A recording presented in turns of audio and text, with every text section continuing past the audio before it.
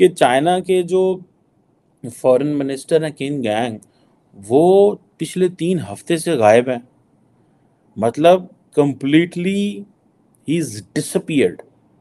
3 सारे जो जो दोस्त हैं इंडिया के, डॉक्टर जयशंकर जो हैं, he was a diplomat but he is a foreign minister. तक कहना है कि किनगांग की अफेयर वाली बात सिर्फ एक ड्रामा है।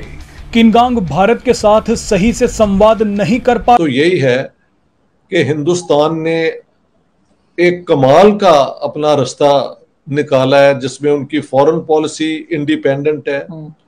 उनकी सारी हुकूमत आए बदले जो भी हो, लेकिन नेशनल इंटरेस्ट। तो उन्होंने कहा एजुकेशन का, उन्होंने कहा कि एजुकेशन जो है वो हमारी तरफ जो है वो नहीं है। तो सर, आपको पाकिस्तानी और हिंदुस्तानी लोगों में कोई फर्क लगा कोई एजुकेशन वाइज? क्योंकि वहां का एजुकेशन सिस्टम हमेशा से कहा जाता है कि बहुत।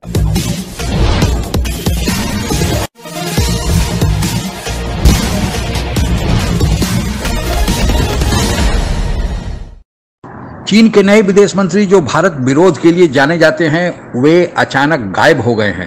अंतर्राष्ट्रीय मीडिया में तरह तरह की अटकलें लगाई जा रही हैं। अधिकतर लोगों का यह मानना है कि भारत से चीन संबंध सुधारना चाहता है, लेकिन क्विन गैंग इसमें आड़े आ रहे थे, इसलिए गायब हो गए हैं। लेकिन चीनी सरकार इसे प्रेम प्रसंग का मामला बताकर लीपापोती करना चाहती है। हकीकत को जानने की कोशिश करते हैं। मजे की बात देखिए कि किनगांग के गायब होते ही चीन के पूर्व विदेश मंत्री वांग यी अब सबके सामने आए हैं। वांग यी ने पिछले हफ्ते आसियान की एक बैठक में भारत के विदेश मंत्री एस जयशंकर से भी मुलाकात की है। कई एक्सपर्ट्स दावा कर रहे हैं कि किनगांग भारत को लेकर काफी एग्रेसिव है। वांग यी भारत और चीन के संबंधों को मजबूत करने के लिए विदेश मंत्री एस जयशंकर से मदद मांग रहे हैं। कुछ एक्सपर्ट्स का तो यहां तक कहना है कि किनगांग की अफेयर वाली बात सिर्फ एक ड्रामा है। किनगांग भारत के साथ सही से संवाद नहीं कर पा। आप लोग ठीक होंगे दोस्तों। ये खबरें कभी दुनिया के किसी खित्ते से नहीं आती जिस तरह कभी कभी चाइना से आती हैं, और वो ये है कि चाइना के जो फॉरेन मिनिस्टर हैं किन गैंग, वो पिछले 3 हफ्ते से गायब हैं। मतलब कंप्लीटली ही इज डिसअपीयर्ड 3 हफ्ते से। और चाइना की जो फॉरेन मिनिस्ट्री है, उसने जब उनसे सवाल पूछा गया, उनकी जो स्पोक्स पर्सन है मॉ निंग से, और उन्होंने कहा मेरे I have no information to share with you, मेरे पास कोई इन्फॉर्मेशन ही नहीं है। और मज़े की बात है, जब उनसे ये प्रेस कॉन्फ्रेंस में सवाल पूछा गया तो उसके बाद फिर जो जो ऑफिशियल ट्रांसक्रिप्ट आता है उसमें उसका भी जिक्र नहीं था। मतलब बोल दिया, लिखा नहीं है। अपने ऑफिशियल ट्रांसक्रिप्ट बना दे जिस तरह मोदी साहब ने डॉक्टर जयशंकर ने बनाता। ठीक है, अब इंडिया से डेमोक्रेसी है ना, वहाँ पे तो नहीं ऐसे हो सकता कि यकदम डॉक्टर जयशंकर गायब हो गया जी। वहाँ पे तो सारी बात है, मीडिया पूछेगा कि यार जयशंकर की तरह पाकिस्तान में वैसे फॉरेन मिनिस्टर गायब हो जाता है। मैं आपको मजे की बात। तो यही है कि हिंदुस्तान ने एक कमाल का अपना रास्ता निकाला है, जिसमें उनकी फॉरेन पॉलिसी इंडिपेंडेंट है। उनकी सारी हुकूमत आए बदले जो भी हो, लेकिन नेशनल इंटरेस्ट को वो रख के, और जब हम कहते हैं नेशनल इंटरेस्ट तो उसमें कोशिश करते हैं कि जो पिछड़े हुए या जो गरीब लोग हैं, बैकवर्ड लोग हैं, उनको भी किसी तरीके से ऊपर पुश किया जाए ताकि वो भी अपना रास्ता निकालें और आगे बढ़ें। तो मुझे ऐसे लोग मिले जो कहते हैं सर, हम जिस गांव में पैदा हुए थे तो घरों के अंदर पानी नहीं था, नल नहीं था, हम जाते थे वो कनाल से पानी लेने के लिए। तो उसके बाद वहां ही गांव के लेवल के टीचर्स और कॉलेजेस और यूनिवर्सिटीज ने इतनी अच्छी एजुकेशन दी कि अब हम आईटी आ रही है। चीनी विदेश मंत्री किनगांग अचानक गायब। किनगांग का चीन की एक मशहूर टीवी एंकर के साथ अफेयर चल रहा था। बताया जा रहा है कि वो टीवी एंकर 40 साल की फू जियोतियान है। चीन की कम्युनिस्ट पार्टी को लगता है कि इस अफेयर की वजह से उसकी इनके बारे में एक चाय मंगोइयाँ भी हैं, बहुत सारी जगहों पे डिस्कशन भी हुई है कि एक वो टीवी की एंकर पर्सन थी, मैडम फू समथिंग उसका नाम था। उनके साथ इनका कोई किसी किस्म का जो है वो कोई लिंक था। और ये इसके ऊपर कोई प्रूफ नहीं है, कोई एविडेंस नहीं है, कोई वो नहीं है, लेकिन it is being discussed, is being talked, क्योंकि उनको इंटरव्यू को दिए हुए हैं, तो इस तरह की चीज़ें जो है। और सुनने में आ रहा है कि वो जो जर्नलिस्ट है वो भी डिस है। इससे पहले कहा जाता है एक डिप्टी मिनिस्टर सिक्योरिटी के होते थे, उनका नाम था डोंग जिंगवी। वो जो डोंग साहब जो थे वो भी, उनको भी उठा लिया गया और उनको चाइनीज़, वो भी जैसे एक चाइनीज़ पॉलिटिकल फिगर थे, एक सिस्टम का हिस्सा थे, डिसअपीयर हो गए। वो क्यों हो गए? क्योंकि उनके बारे में पता चला कि उन्होंने वेस्टर्न ममालिक को ये बताया है कि जो चाइना है वो कोविड-19 को एज ए बायो वेपन इस्तेमाल कर सकता है। तो उन्होंने कहा एजुकेशन का, उन्होंने कहा कि एजुकेशन जो है वो हमारी तरफ जो है वो नहीं है। तो सर आपको पाकिस्तानी और हिंदुस्तानी लोगों में कोई फर्क लगा कोई एजुकेशन वाइज, क्योंकि वहाँ का एजुकेशन सिस्टम हमेशा से कहा जाता है कि बहुत। एक लेटेस्ट रिपोर्ट आई है आई थिंक यूएनडीपी की कि India has lifted 450 million people out of poverty.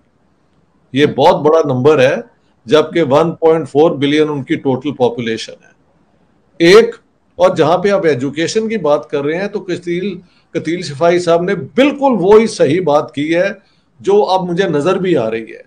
यहाँ पे उन्होंने हर रेंज की जो है ना एजुकेशन वो टॉप क्लास की रखी है। आप आईटी में जाएं, इंजीनियर बने, डॉक्टर बने। मुझे कई लड़कियां मिली जो पीएचडी कर रही हैं। जी किसमें आप कर रही हैं? कि सॉइल की क्वालिटी यानी मिट्टी की क्वालिटी, ताकि एग्रीकल्चर में उनकी एडवांसमेंट हो। तो यहाँ पे उन्होंने साइंटिफिक एजुकेशन को, टेक्निकल एजुकेशन को बहुत फरोग दिया है और उसका रिजल्ट ये है कि लोग हम्बल बैग। ठीक है, वो याद होगा वो अली बाबा वाले जो हैं, क्या नाम है उसका, जो है वो उसको गायब कर लिया। वो कितनी देर पता नहीं गायब रहा। ठीक है जी, जैक मा, सॉरी। सो जैक मा साहब को उठा लिया, वो जैक मा गायब है। जैक मा ने कोई बात कर दी इधर उधर, तो उसने क्रिटिसिज्म कर दिया और ले गया उन लोगों के चाल में। अगर पता चले यार जैक मा गायब हो गया, यार किन गैंग गायब हो गया, तो हर बंदा डर रहा होगा। ठीक है जी, कि यार पता नहीं अगली किसकी बारी है। सो ये चीज़ें जो हैं आई फाइंड कि ये थोड़ी सी ऑब्वियसली ये सीक्रेटिव किस्म का वहाँ का सिस्टम है।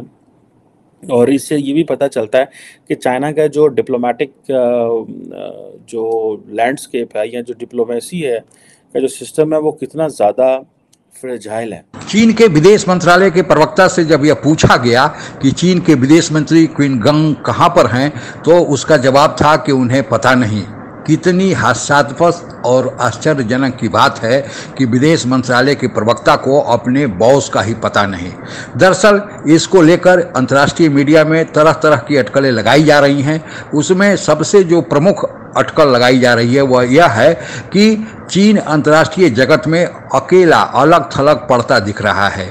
चीन रूस के साथ तो मिलकर गठजोड़ बना लिया और अमेरिका जैसे और जो उसके सहयोगी देश है उनका विरोध करने लगा, लेकिन चीन की अपनी आर्थिक अवस्था डमाडोल है।